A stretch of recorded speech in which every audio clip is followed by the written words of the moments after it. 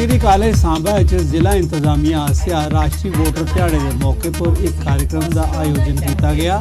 इस मौके पहली बारी वोटर बने दे नौजवान एपिक कार्ड वंडे गए। इस मौके एक सिंपोजियम का आयोजन किया गया। डिग्री कॉलेज सांबा की छात्राएं सिंपोजियम में हिस्सा लेता।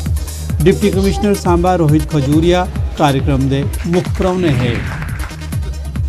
10वें राष्ट्रीय वोटर दिहाड़े के मौके पर पुंछ जिला इंतजामिया ते डिस्ट्रिक्ट लीगल अथॉरिटी आसिया एक रैली कढ़ी गई। रैली च बख-बख स्कूलों के छात्रें ते टीचरें हिस्सा लिया।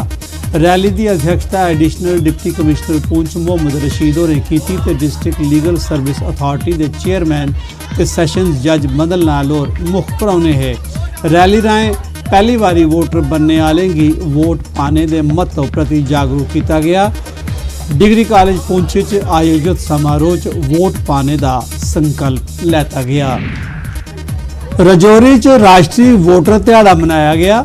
इस संबंध में जिला चुनाव अफसर रजौरी आसिया एक रैली की झंडी दसिए रवाना किया गया। प्रोग्राम में जिला चुनाव अफसर रजौरी मोहम्मद नज़ीर शेख के अलावा जिला अफसरें, ब्लॉक लैवल अफसरें, BDC चेयरपर्सन, NSS वलंटियर ते आम लोगों शिरकत की थी। इस मौके स्कूल के छात्रें हथे च तख्तियां चुकी दी हियां। इस मौके एपिक कार्ड भी वंडे गए। वुमेन कॉलेज कठुआ के ऑडिटोरियम में जिला इंतजामिया आसिया राष्ट्रीय वोटर दिहाड़े के उपलक्ष्य कार्यक्रम आयोजित किया गया।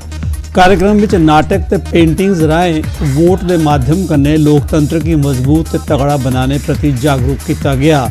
इस मौके DC कठुआ ओम प्रकाश होरें लोकें की वोट का मुल पहचानने लई आख्या।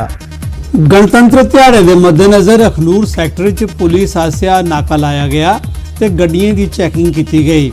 इसका मकसद राष्ट्र विरोधी असामाजिक तत्वें ते और संदिग्ध तत्वें की गतिविधियों पर नज़र रखना है तांजे वो अपने षड्यंत्र कामयाब नहीं हो सकन।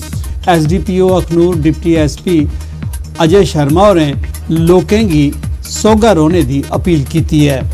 Cooperation of public is most important to us, और जब आप सतर्क हैं तो आप सुरक्षित हैं और आप हमारी हेल्प करें कि जो हमारी ड्यूटीज़ हैं हम उनको अच्छे तरीके से अंजाम दे पाएँ।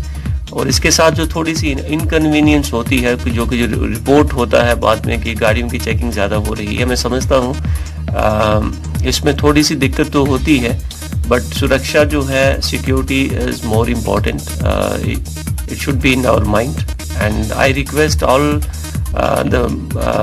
जितने भी यहाँ के नागरिक हैं या जो भी कम्यूट करते हैं नेशनल हाईवे से, कि जो भी इनकन्वीनियंस उनको काज होती है, I regret that, but it is in national interest, and I wish everyone a very happy।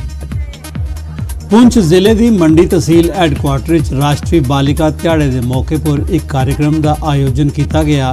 इस बड़ी गिनती च आंगनवाड़ी वर्कर, आशा वर्कर, आंगनवाड़ी पढ़ने वाली बच्चियां ते आम महिलाएं हिस्सा लिया। कार्यक्रम की अध्यक्षता CDPO मंडी नईमू निसा भट्टी होरें की थी। इस मौके आंगनवाड़ी पढ़ने वाली लौकी बच्ची अफशा का जन्म दिहाड़ा केक कटिए मनाया गया। केंद्रीय राज्य मंत्री कृष्णपाल होरें पुंछ का अपना 3 दिहाड़े का दौरा श्री बुढ़ा अमरनाथ होंदे दर्शन करिए संपन्न किया। समाजी कल्याण ते सशक्तिकरण के राज्य मंत्री BJP के पुंछ जिला प्रधान मोहम्मद रफीक चिश्ती होंदे कन्ने श्री बुढ़ा अमरनाथ जी के दर्शन करने की पुजे ते मंदिर च पूजा अर्चना करने परंत जम्मू रवाना होई गए। BJP की जिला इकाई रजौरी आसिया केंद्रीय मंत्रियों आसिया रजौरी का दौरा करने पर आभार प्रकट किया गया है। पार्टी के जिला प्रधान राजेंद्र गुप्ता ते सीनियर लीडर विभूत गुप्ता और उम्मीद प्रकट की थी जे मंत्रियों के दौरे का रजौरी के लोगों की लात होग ते उनकी समस्याएं का नबेड़ा होग। साढ़े प्रधानमंत्री श्री भाई नरेंद्र भाई मोदी जी का अस बड़े बड़े धन्नवादी हाँ कि उन्हें इस जम्मू कश्मीर विच अपने 36 मंत्री उतारे, और 36 मंत्री तुसीं दिखा दो कि निक्के निक्के ग्रामें पिंडें विच निक्के निक्के मोहल्ले विच। जिंदगी का कोई भरोसा नहीं।